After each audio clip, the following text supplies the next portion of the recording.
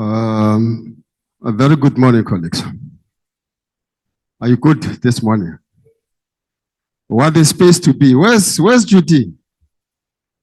Where's Judy? You know, myself, Judy, and Dr. Dinos Beggers.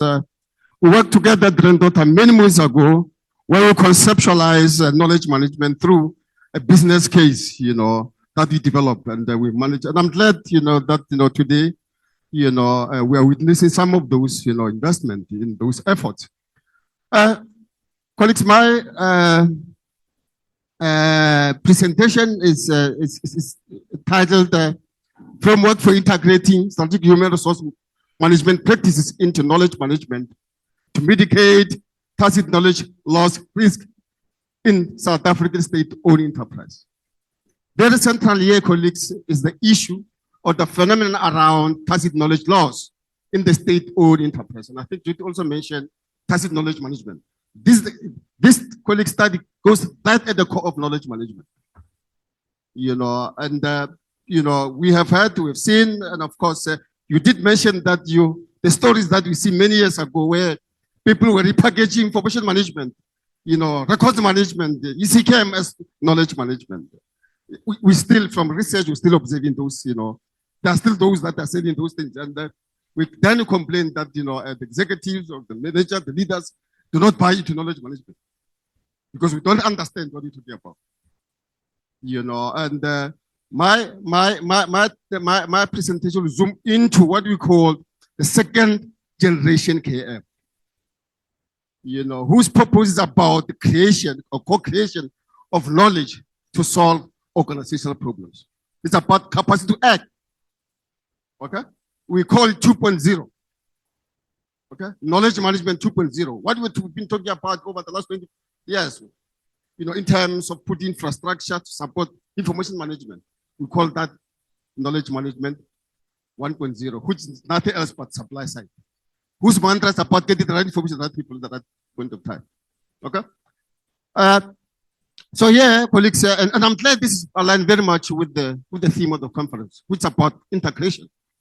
You know, and of course, I'm trying to identify and find, you know, some alignment gap, an integration gap of human resource management practices, you know, within knowledge risk management. Okay? And before you could even think of knowledge risk management, you must make sure that at least the foundation of knowledge management is there. Colleagues, just by show of hand, you know, are there people coming from the human resource space?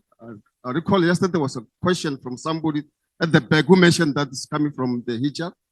You know, other than that, somebody from, you know, just a rest of, okay, note that. And then anyone who's coming from the risk, you'll see that is also covered there. You know, anyone who's coming from the, you know, executive in terms of the strategic development. Okay. Thank you so much, colleagues. Perhaps, yeah, if you know, yeah, I won't go into detail in terms of the table of content. You know, that is what I'm going to present to you. And if I can just zoom straight into the issue that triggered my interest in terms of trying to, you know, identify issues, you know, that contribute to the landscape of tacit knowledge loss within the state-owned enterprise. And of course, colleagues, and the reason why I chose the state-owned enterprise is simple. It's because, you know, as you know, South Africa and many other, you know, countries, both developed and developing countries across the globe, they are using state-owned enterprise as the driver or key instrument to propel their economies. Here in South Africa, we're using them to advance the objectives of a developmental mandate. And of course, they are facing a serious issue when it comes to tacit knowledge loss, risk. And that's why I'm coming in. And this tacit knowledge loss is caused largely by employee turnover, both involuntary and voluntary.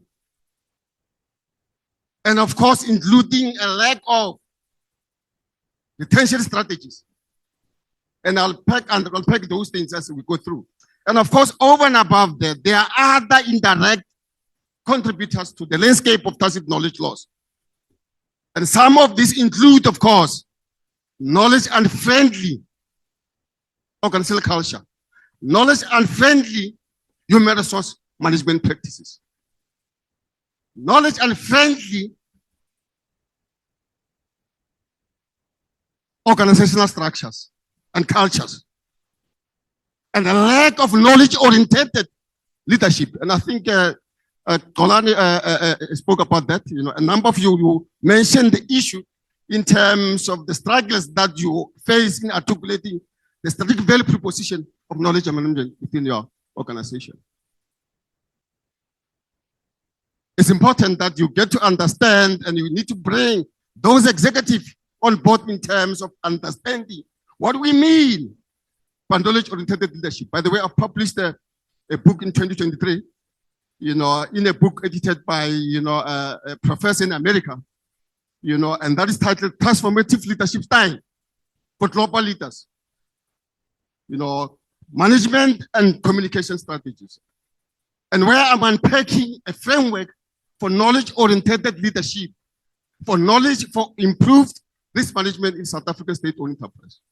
And I think if you could use that actually, you know, to communicate the value of what you expect from them in terms of articulating an organizational strategy, that is not just organizational strategy, but it's knowledge-based strategy. Okay? And then, you know, I'm a researcher, colleagues, you know, from the research and from practice, you know, in terms of the empirical data that we've been observing. What we've been seeing research emerging across the globe where knowledge managers would, you know, and the researcher in the field try to identify strategies in addressing knowledge risk. And equally so, we have seen, research emanating out of strategic human resource management, whereby they're identifying knowledge risk as one of the critical issues. But we're doing that in a manner that is very much siloed. And colleagues, we are very much aware that in as much as knowledge managers were interested in terms of retaining knowledge within our organization, but we forgot a very critical partner, which is your human resource division, who's responsible for sourcing firm-specific human resource to deliver on organizational strategy. And who's the custodian of that? It's human resource. But why you're not talking to each other in terms of addressing these issues in the organization? They are there, we're there. So I will point out those integration points and pressure points and offer solution in terms of how I address them.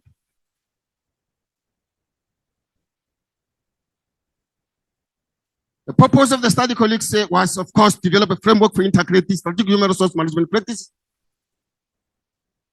and knowledge management purely for the purpose of mitigating against risk inherent in knowledge loss, which is largely caused by employee turnover,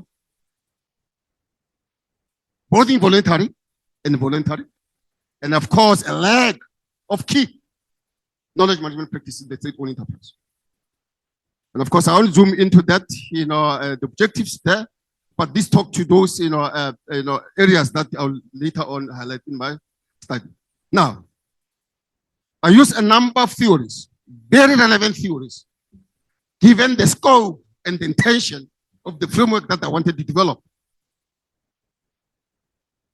One of the theories that I used, or theoretical lenses that are, used, is resource-based theory.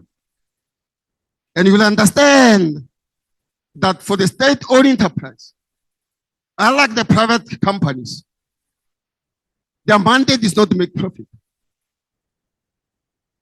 Most of them, they're monopolies. So their strategic orientation is more about investing in resources, both tangible and intangible resources. Similarly, a knowledge-based view of the firm makes a clarion call for the investment in the development of intangible assets. Intangible asset, colleagues, here refers to knowledge, competence, and the skill set that are so much required for the state-owned enterprise to deliver on a developmental mandate. The third theoretical lens that I use is knowledge absorbing capacity. A theory that was coined by Cohen and Leventhal in 1990. And that theory is still very much relevant. And of course, you'll see how I unpack the fund is in relation to that theory in terms of the state-owned enterprise and their investment in terms of capacitating their human resources and exposing them to the source of external knowledge. The fourth theoretical lenses that I use to unpack this complexity of knowledge loss within the state-owned enterprise is a theory called knowledge protective capacity, coined by Jim Anderson in 2012. And of course, knowledge protective capacity is nothing else but about the capacity to address the speed of knowledge depreciation within the organization. Okay, so that you avoid it walking out of the door unshared, and which will actually bite your organizational strategy, which can actually affect your productivity, your organizational performance, your sustainable competitive advantage. And the last theory there is about knowledge thickness. A theory that was coined by Gabriel Solaski, which is used to refer to knowledge ambiguity or difficulties in the knowledge transfer process. So when you want to retain knowledge, you need to address and unpack the knowledge thickness and the factor within the organization that makes that knowledge embedded in the employees' heads. What makes that knowledge difficult to share for organizational benefit? I won't go too much, just high level in terms of methodology. Philosophically, this study is grounded in pragmatism. And of course, methodologically using mixed method to unpack and negotiate around solution of the study. I use exploratory sequential design as part of mixed method design. And in the first phase was qualitative, where I had to engage with human resource managers at the executive level across 9 state-owned companies. And I must, colleagues, mention and appreciate those colleagues that have actually facilitated this process. You know, Mr. Chalk was one of those. I used, the company there, where it's working. You know, I used some other company. I won't mention by name. Of course, yeah. So I interviewed 20 HR executives in 9 or across 9 state-owned enterprises. And the purpose there was for me just to unpack this landscape of tacit knowledge within the state-owned enterprise, because so much complex. So the purpose around me deploying that qualitative, data category techniques was for me to discover knowledge and unpack various dimension perspectives within the state-owned enterprise around the issue of tacit knowledge loss. And of course, in the second phase, I then roll out a questionnaire to test The knowledge discovered in the first place with the different groups of people. And the questionnaire was rolled out to employees within the state-owned enterprise. And in short, these were the findings, colleagues, of my study.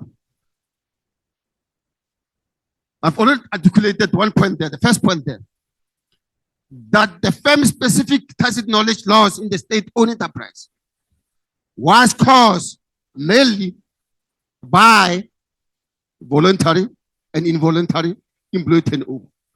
And secondly, by a lack of knowledge, by a lack of retention strategies. And of course, that impacted negatively on the knowledge base, knowledge absorptive capacity, and protective capacity of those state-owned enterprises. And of course, the implication around that is in terms of the adverse impact on organizational performance, economic viability, and sustainability. And you could see, colleagues, that in terms of advancing a mandate around the developmental agenda. So unless the state-owned enterprise addresses this issue, the idea for South Africa as a developmental state remains far-fetched idea.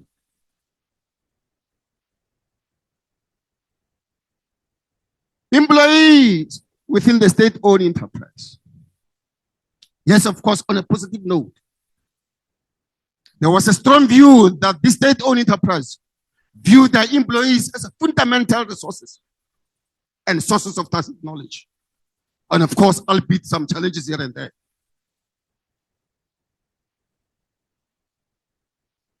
And I discovered that state-owned enterprise were lacking in key knowledge management practices. And yesterday I made a point that the reason for that, and actually even across the public sector,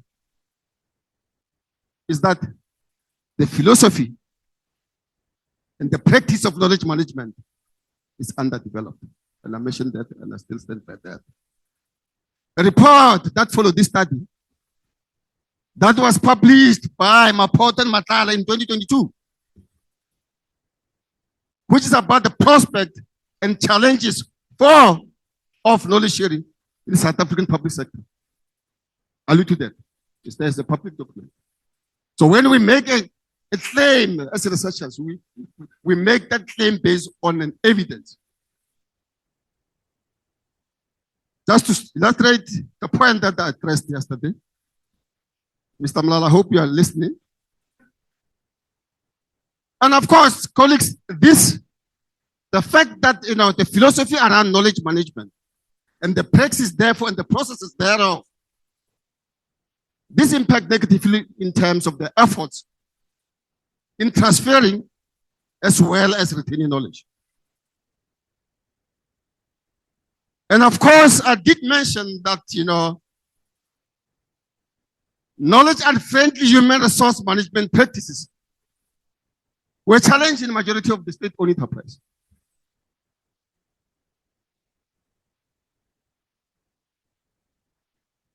And of course, the fact that many human resource executive managers, the fact that they were of the view that, their practices were not facilitators of knowledge-driven behavior, initiatives, systems, and processes.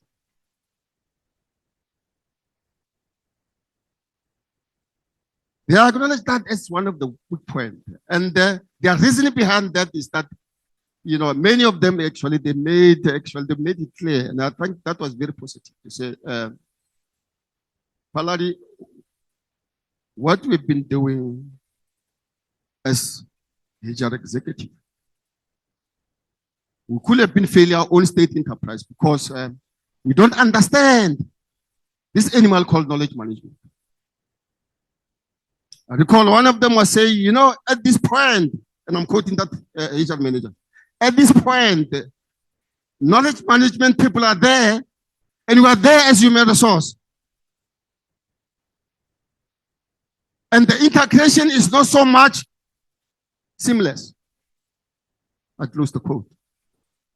This was one of the HR executives. I won't mention the company. And then now you ask yourself, if then you have somebody there in that company, in that state-owned enterprise, who claim to be a knowledge manager, and you have these people who are saying they don't understand the philosophy around knowledge management. Isn't that the complicity that we're talking about, colleagues?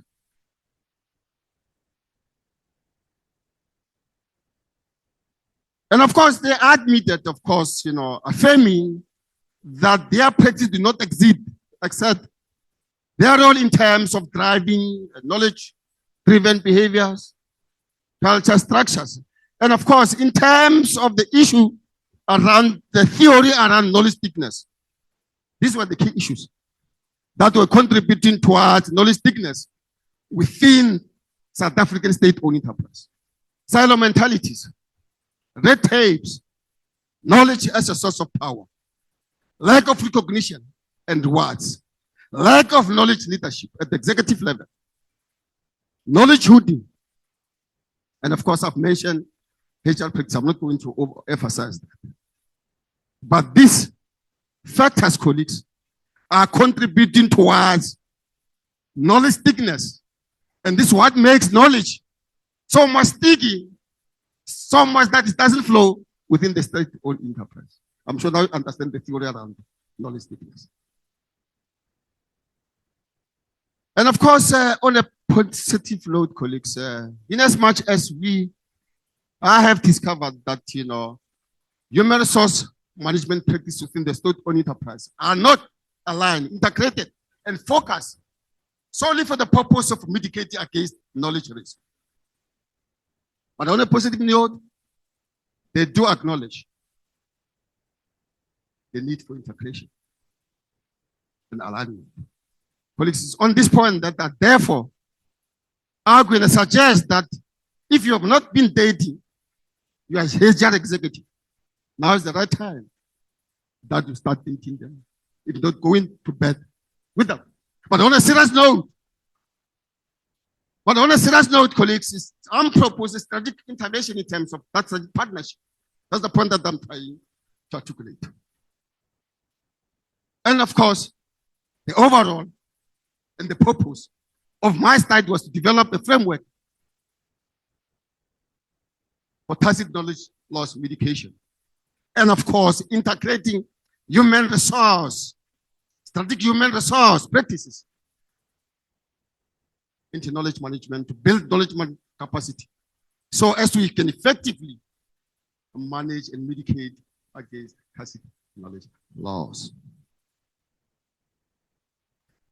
From the framework, colleagues, as you can see that, I'm saying the genesis or the journey towards addressing knowledge risks in the state-owned enterprise, and of course in any other company, start with the recognition of knowledge loss as a key strategic issue. That's number one. That's why you see that at the center of the framework. And now, once you have that recognition, and of course, that recognition should be very much aligned with company acknowledging and understanding that firm-specific human resource and organization tangible in a form of knowledge, competency, and skill set are key driver of sustainable development. The key driver of economic viability of our state enterprise. Once that is done, then now we can move, in terms then of identifying control factors. Okay? Maybe because of time, I didn't unpack, those human resources. Maybe if I can just use this so that you understand this framework and how you can then apply it within the state-owned enterprise. What is key strategic human resource management practice that I'm referring to? I'm referring to talent sourcing. But what is traditionally known as recruitment practices? Right? Training and development. Right? Employee engagement. Performance management practices.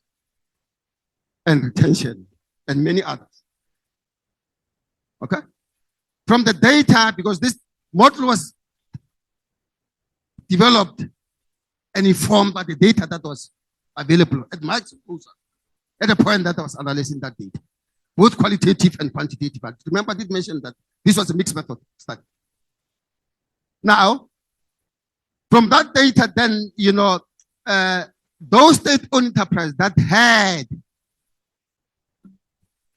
knowledge management institutionalized within their structures, systems, and processes, it became very clear that when those state-owned enterprises, when they were doing recruiting, they were recruiting with a knowledge management oriented approach. And I'll unpack that later.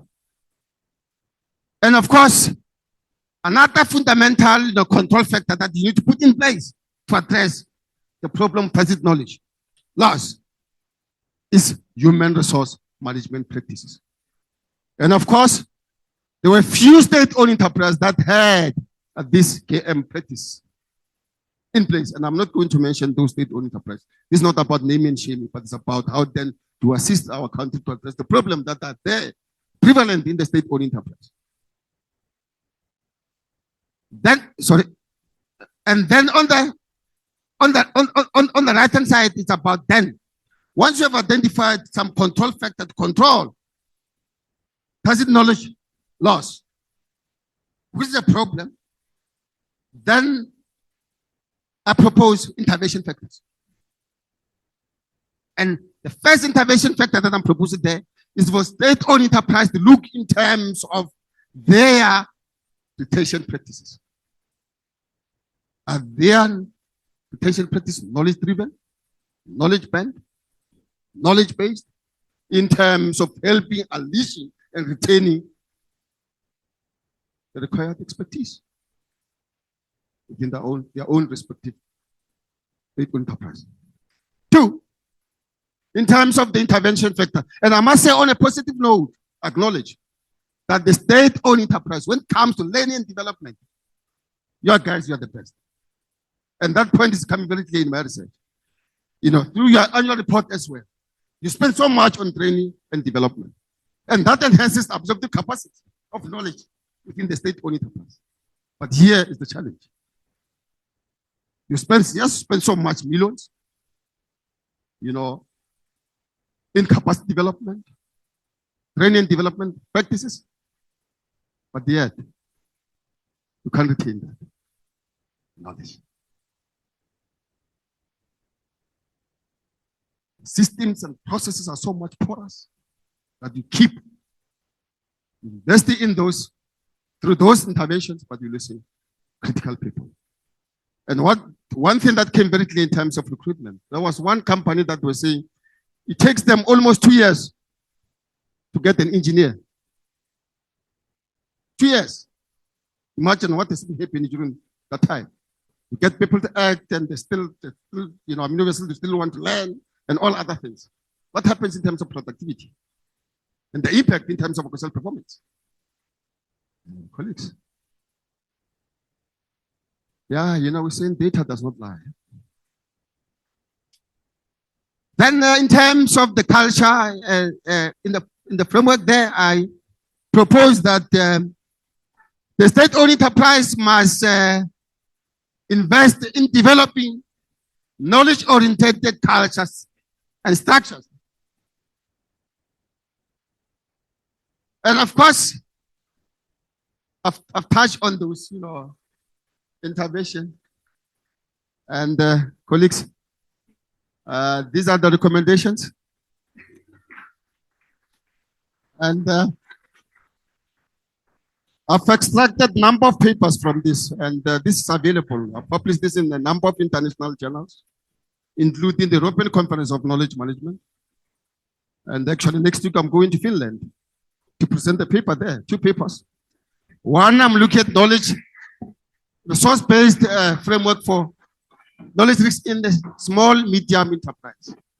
It's a collaborative paper, somebody from the University School of Computing.